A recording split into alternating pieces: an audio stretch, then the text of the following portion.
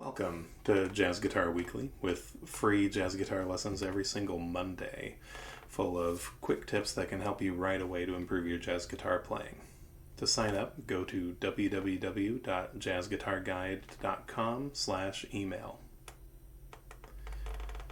This week's chord of the week is an A minor 11 chord. So we're going to play this with your middle finger on the root on the 6th string, ring finger on the flat 7 on the 4th string, pinky finger on the flat 3rd on the 3rd string, and your pointer finger on the 11 on the 2nd string. Right, we really kind of need to play one finger per note on this chord. There's not really a good way to make a bar work unless your fingers are really hyper flexible, which mine are not.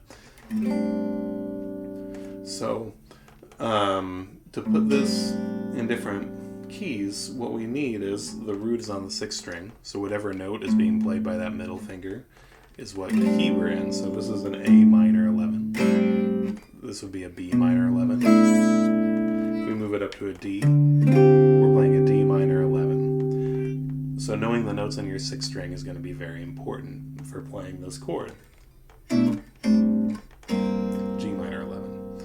So make sure you learn your notes on the 6th string, and then you can play this in any key. Okay, putting this into a 2-5-1 progression.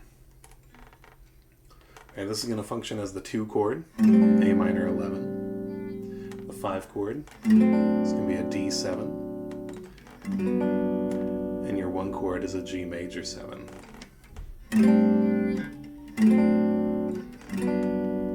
What we have here is kind of an interesting voice leading that I like, where the pointer finger, the top note, stays put. And even with a new finger, the note is the same between all of those. And what we're getting here, because of the 11 in place, is the only note that actually moves between A minor and D7 is the 7th moves down a fret to become the 3rd of D7. And then from D7, the 5th moves down 2 frets to get to the root of G major 7, and the flat 7 moves down 1 fret to become the 3rd of G7. Right, so they both move down the same direction but slightly different distances.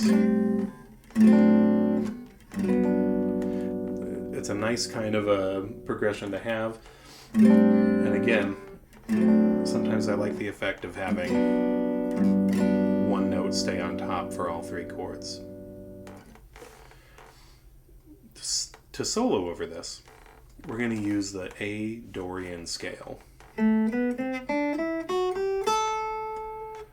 And so what I've got is the root, 2nd, flat 3rd, 4th, 5th, 6th, flat 7, and root again.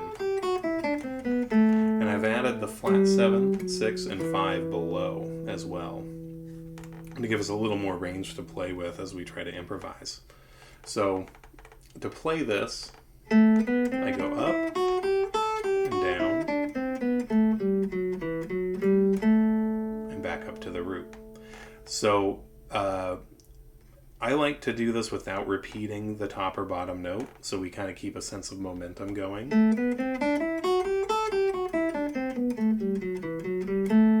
And get used to not kind of stopping at either end. And by emphasizing the root so much, by playing at the beginning, playing at the end, it really starts to get the sound of Dorian into your ear. Okay? So a 2-5 line for this.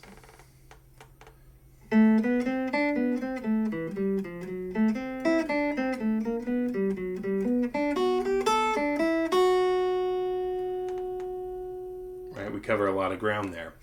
Starts with a 1, 2, 3, 4 pattern. 2, 3, 1, 5.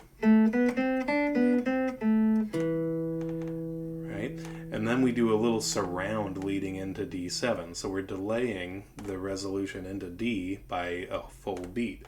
We're playing the 4, the flat 3rd, and then finally we land on a chord tone, the 3rd. Going up the arpeggio to the 9th, root, 7, and then we do a chromatic approach to the 3rd of G. So this would be the 2nd or the 9th, the flat 3rd or the sharp 9th, and the 3rd.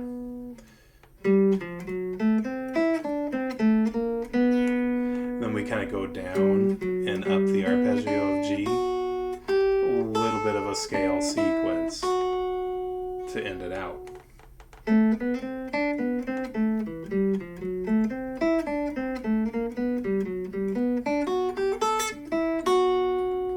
Right, just a nice line to work your way through the Dorian scale and having some chromatic approaches to get some bebop language into the rest of the 2-5-1. Have fun with this, and we'll catch you at the next lesson.